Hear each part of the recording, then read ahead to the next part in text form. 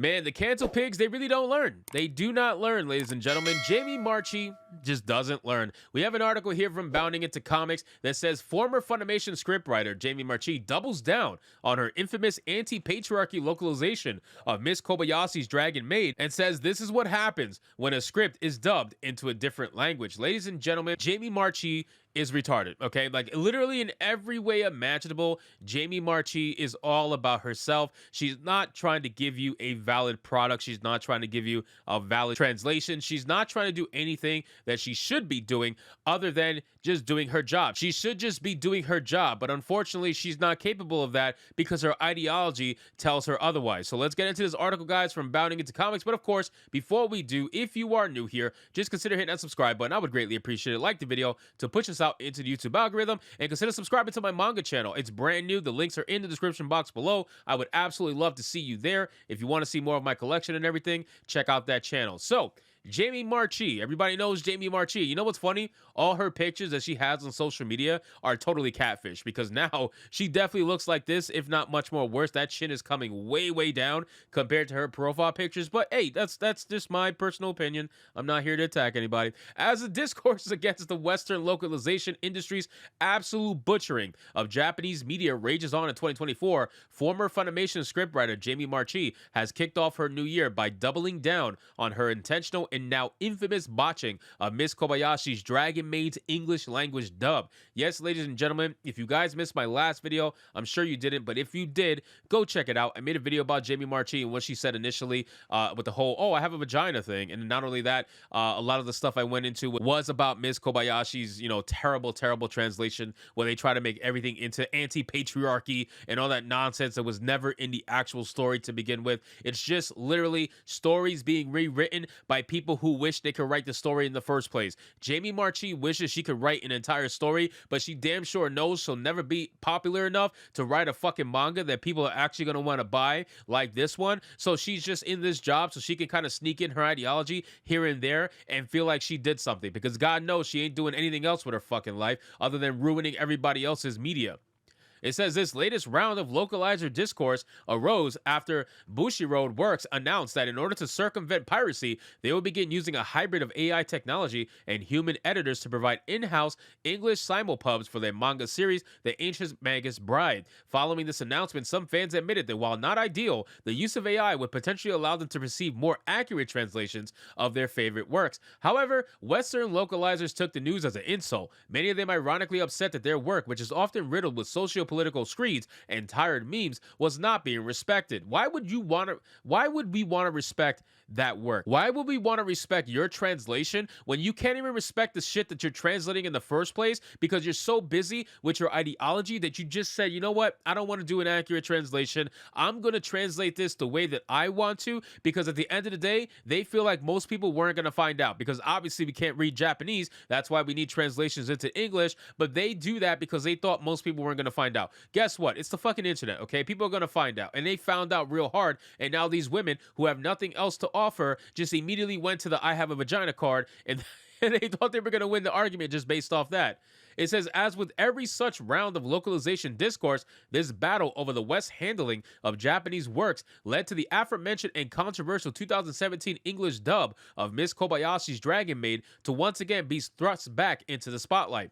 As per the course with every localization discourse, this controversial 2017 Miss Kobayashi's Dragon Maid English dub, otherwise known as the defining moment of the entire botched Japanese to English localization phenomenon, was put back into the spotlight. The moment in question occurs in the 12th episode of the series' first season. Toru and Kobayashi's impactful meeting, we're raising the bar on ourselves, and is based on the scene in the likewise numbered chapter of I Can't Say That Name, I'm sorry, original manga, wherein the good-natured and well-endowed former Aztec dragon goddess Quetzalcoatl, better known as Lakoya, makes a conscious decision to cover up her voluptuous body following a comment towards the fact made by the aforementioned Toru. Per a fan translation of the manga, after taking Toru's comment to heart, Lakoya attempts to cover herself up with a sweater, informing her friend during a later surprise visit, "Look at these clothes, I made sure to tone down the body exposure." Taking a note of the Aztec dragon god's impossible to hide bust, an unimpressed Toru responds to the change by requesting, "It would be nice if you could change the body next time." Again, simple conversation, pretty damn hilarious. No reason to really change it up at all, right? It's zero reason to change it.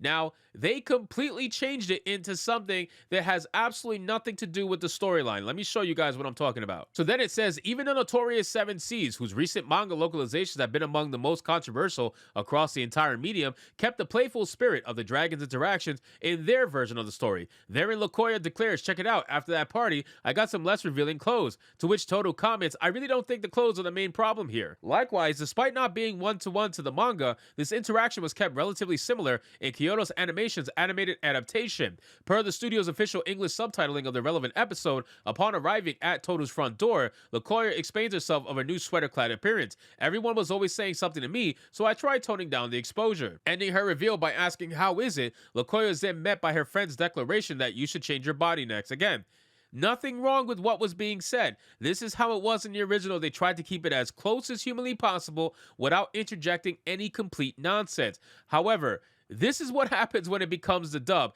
This is what happens when someone like MARCHI takes over and says, you know what? My vagina is very angry, so I'm going to input some angry messaging in here and let all the nerds be angry at me over it. That's basically what it's about. So let's see. It says, however, when it came to the series' English dub, MARCHI used her former role as a Funimation script writer. Her filmography does not list any script credits past her work on Miss Koyabashi's Dragon Maid to replace the original story with her own flavor of feminist virtue signaling. It says here, when asked by Todo why she changed her outfit, Lukoya asserts, oh, those pesky patriarchal societal demands were getting on my nerves, so I changed clothes. In turn, Todo's similarly altered dialogue seeks her response, give it a week, they'll be begging you to change back.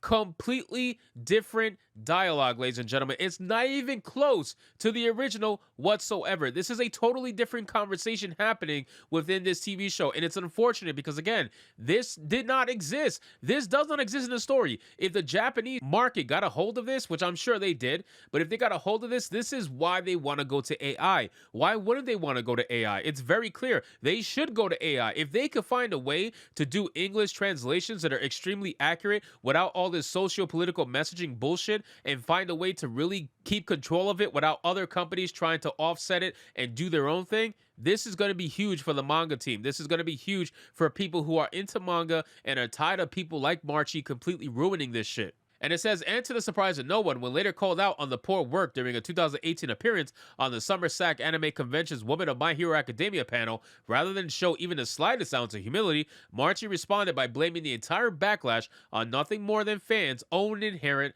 misogyny. Ladies and gentlemen, this is the kind of person that we are dealing with. Jamie MARCHI is absolutely terrible, not only as a person, but at her job. She is terrible at everything. The amount of anger in this woman as a feminist, you can clearly see it requires a lot of makeup to hide the ugliness. You know, when you're so angry on the inside, it makes you ugly on the outside. And someone like Jamie MARCHI is trying desperately to hide that ugliness, because at the end of the day, they completely hate everybody who's in this scene who is a man. They don't like the men in the scene. They don't mind the women. They don't mind the women as long as you're a woman who thinks like them. Now, if you're a woman who doesn't think like them, then they hate you too. But this entire thing is sickening. It really is. I have almost 1,000 books in my collection so far of manga. I do, and I want to collect more and more and more and more. And obviously, I don't read Japanese, which is unfortunate. But to see this shit happening really is sickening. Like, we need to gatekeep these people the fuck out of manga.